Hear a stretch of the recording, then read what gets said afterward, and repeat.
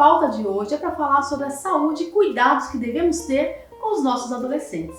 Para tal, quem nos recebe é a doutora Marciele Grangeiro, ela que é médica ebiatra e médica do adolescente. Tudo bem, doutora? Tudo bem, e você? Muito bem, muito obrigada por nos receber aqui para falar aí para o nosso público sobre essa especialidade tão importante. Eu é que agradeço essa oportunidade de divulgar aqui essa especialidade, que não é tão nova assim, mas no nosso meio, no público geral, é um pouco assim, não muito divulgado.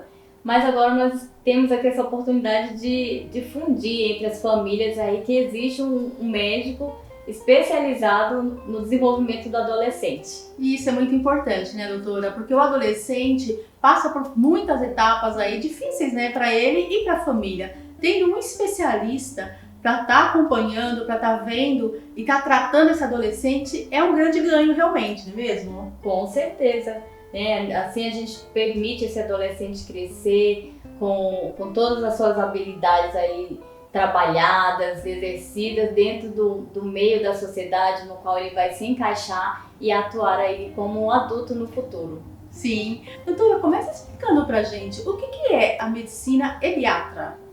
A medicina do adolescente, ou ebiatria, também conhecida assim, ela é uma especialidade dentro da pediatria, ou seja, o pediatra ele faz a sua formação em residência médica em pediatria e depois ele faz uma outra formação em medicina do adolescente ou ebiatria.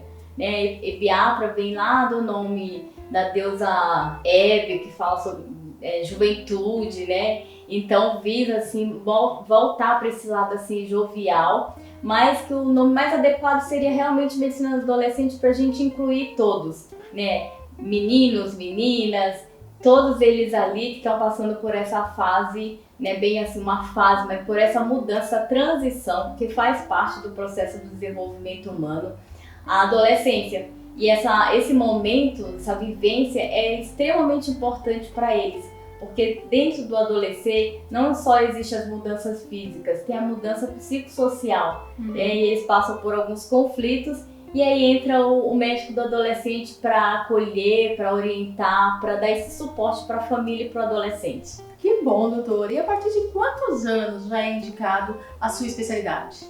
Eu vou começar respondendo essa pergunta definindo a adolescência.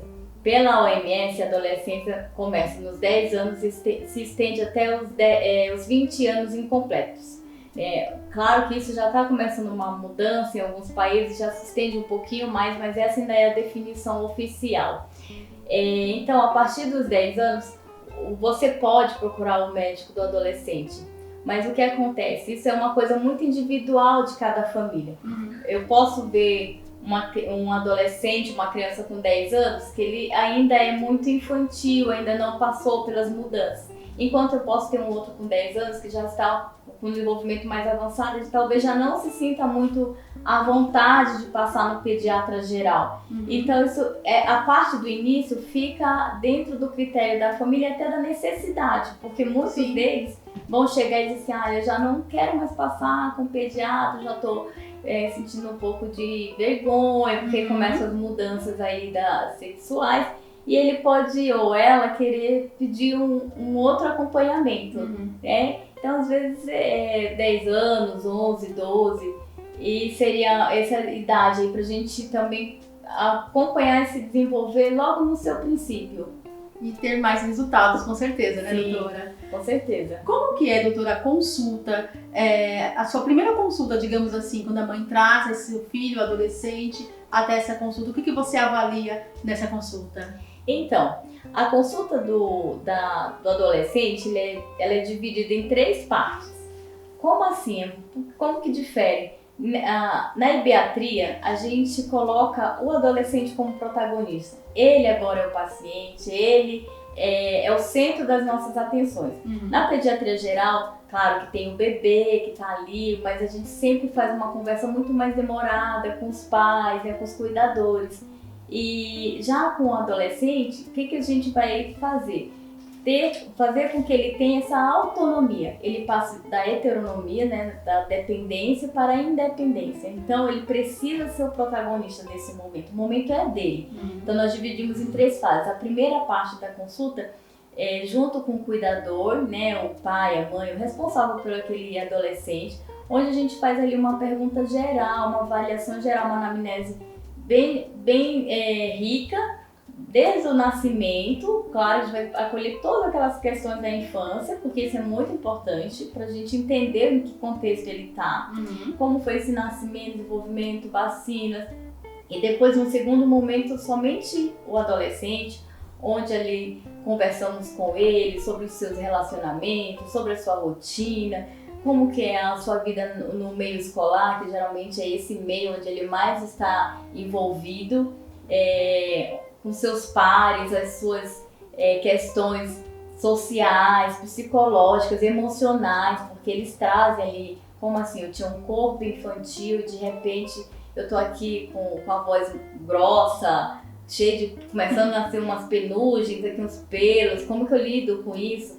Porque pra gente, às vezes é mais fácil a gente esquecer um pouquinho lá da nossa adolescência, mas para eles nós estamos vivendo tudo aquilo ali. É uma mudança de um cérebro ainda não totalmente amadurecido, né? Porque eles ainda têm muita parte do córtex frontal ainda não completamente desenvolvido. Então as emoções elas afloram mais, eles vão do 8 ao 80. Então eles trazem essa demanda e ali a gente conversa sobre isso. Explicamos ali sobre hábitos saudáveis, medimos a pressão, faz todo o exame físico completo, crescimento, desenvolvimento, peso e, claro, envolvendo todas no contexto geral, psicossocial e físico, e procurando oferecer para eles alternativas de hábitos saudáveis, sempre num combinado, num conjunto, né, formando uma dupla ali naquele momento. Consulta, exatamente, né, acompanhamento desse nada é imposto, né, sempre procurando trazer informações para que ele acolha e pense assim, aquilo ali é legal para mim, vai me fazer bem, entendeu? Nada por imposição. E aí o terceiro momento da consulta, o cuidador, o pai responsável, acompanhante, ele volta e ali a gente conversa as medidas instituídas. Se for preciso pedir um exame, se eu identifiquei algo que ele precisa de um acompanhamento nutricional para ajudar naquela etapa, talvez um ganho de peso ou de uma perda ou perda de peso necessária. A parte psicológica, então a gente trabalha muito com uma equipe multidisciplinar, né? Nós somamos ali com psicólogos, psiquiatras se for necessário, ortopedistas, se identificamos alguma questão do desenvolvimento da coluna, por exemplo, que eles podem desenvolver escoliose nesse momento, então é uma equipe multi para acolher e fazer o melhor para esse adolescente. Que consulta completa, não, doutora? Além da parte física, a parte mental, né? Exatamente. Eu acredito que tenha muito, envolva muito a questão também de estar se evitando grandes problemas que a gente está tendo hoje, pós-Covid principalmente. Sim. Com depressão, com ansiedade, esse adolescente ser ouvido por um médico, um especialista, um profissional que tá atento a todos os cuidados aí com ele, é maravilhoso. Eu sempre falo que essa consulta, você não venha para consulta com pressa, porque é uma consulta realmente para que ele possa ser ouvido. Ele tenha esse momento de abrir, falar, tirar suas dúvidas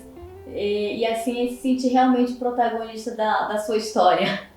Sim, e doutora, o acompanhamento, de uma vez que ele veio a primeira vez, que você já fez todos esses pilares com ele, está conseguindo levar, traçar o seu plano ali, está tendo a confiança, esse adolescente está respondendo, é importante a cada 6 meses, a cada 3 meses, como que funciona o acompanhamento? Então, por isso que eu falei, quanto mais cedo a gente conseguir acompanhar, melhor, porque no início ele está na mudança ali da parte puberal. Né? Então, se eu vejo que ele está no momento de transformação, eu coloco no gráfico, avalio os caracteres sexuais secundários e vejo que em algum momento, como ele vai entrar no estirão, essa consulta é com intervalo menor, né? Eu preciso às vezes com intervalo de 2, 3 meses.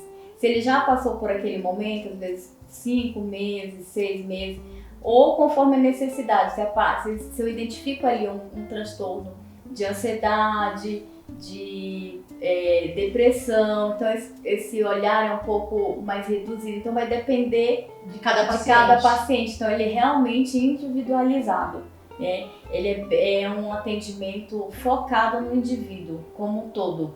Perfeito. Doutora, adorei o nosso bate-papo, viu? Muito obrigada mesmo por informar aí o nosso público e tá dando informações tão preciosas, ajudando famílias.